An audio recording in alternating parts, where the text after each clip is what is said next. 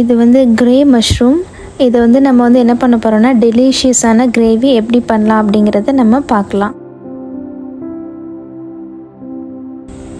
இப்போ நான் வந்து இந்த பேஸ்ட் வந்து எப்படி பண்ணலாம் அப்படின்னு பார்க்கலாம். ஃபஸ்ட்டு வந்து என்னென்னா, நீங்கள் வந்து கொஞ்சம் சோம்பு எடுத்துக்கோங்க, பட்டை எடுத்துக்கோங்க, அப்புறமா வந்து ஏலக்காய் எடுத்துக்கோங்க, அதுக்கப்புறமா கொஞ்சமாக கிராம்பு எடுத்துகிட்டு தேங்காய் எல்லாமே சேர்த்து அரை முறை தேங்காய் போட்டு நல்லா பேஸ்ட்டாக அரைச்சிக்கோங்க.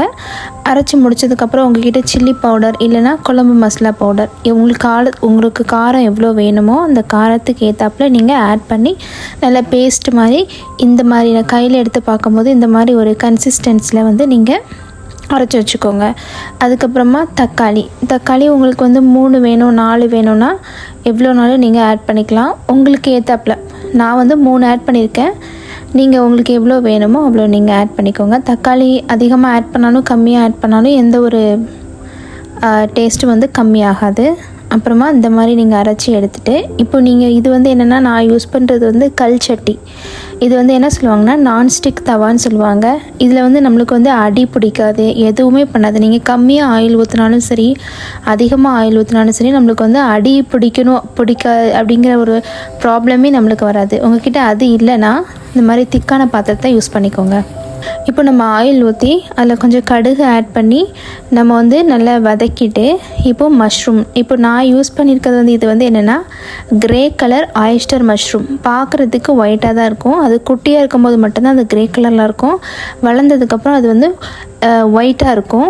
ஆனால் எப்படி இருக்கும், கொஞ்சம் ஒயிட் மஷ்ரூமை விட கொஞ்சம் ஷேடு வந்து கொஞ்சம் கம்மியாக தான் இருக்கும். இப்போ நல்லா வதக்கி முடிச்சுக்கோங்க. வதக்கி முடிச்சுட்டு அது வந்து கோல்டன் ப்ரௌனிஷ் கலரில் இருக்கும். ஸ்மெல் வந்து கூட உங்களுக்கு வந்து லைட்டாக எக் ஸ்மெல் வரும். அதாவது நல்லா கூர்ந்து கவனித்து நீங்கள் ஸ்மெல் பண்ணி பார்த்தீங்க அப்படின்னா அதில் எக் ஸ்மெல் வரும்.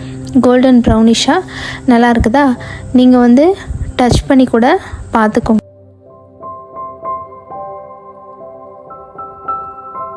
ஒரு 2 மினிட்ஸ் லோ ஃப்ளேமில் வச்சு நல்லா வதக்குனதுக்கப்புறமா நீங்கள் அரைச்சி வச்ச மசாலாவை நீங்கள் இதுக்குள்ளே போட்டுட்டு நல்லா அது வந்து லைட்டாக சைடில் பபிள் வரும். நீங்கள் வந்து என்ன பண்ணணுன்னா வந்து லோ ஃப்ளேமில் தான் வச்சு நீங்கள் வந்து குக் பண்ணணும். 2 or 3 மினிட்ஸ் வரைக்கும் அதோட வாசம் வர வரைக்கும் நீங்கள் வந்து என்ன பண்ணுங்கள், லோ ஃப்ளேமில் வச்சு நல்லா குக் பண்ணிக்கோங்க. அதோட வாசம் வந்ததுக்கப்புறம் நீங்கள் இறக்கிடுங்க. இறக்குனதுக்கப்புறம் நம்ம ஒரு கிரேட்டான ஒரு ஆயிஸ்டர் மசாலா ரெடி. நம்ம வந்து கொஞ்சம் பட்டர் கூட நம்ம ஆட் பண்ணிக்கலாம். பட்டர் இல்லை அப்படின்னா கொஞ்சம் நெய் கூட நீங்கள் ஆட் பண்ணிக்கோங்க. உங்களுக்கு வந்து இந்த ஆயிஸ்டர் மஷ்ரூம் வேணும் அப்படின்னா ஸ்க்ரீனில் இருக்க நம்பருக்கு ஆர்டர் ப்ளேஸ் பண்ணுங்கள். தேங்க்யூ.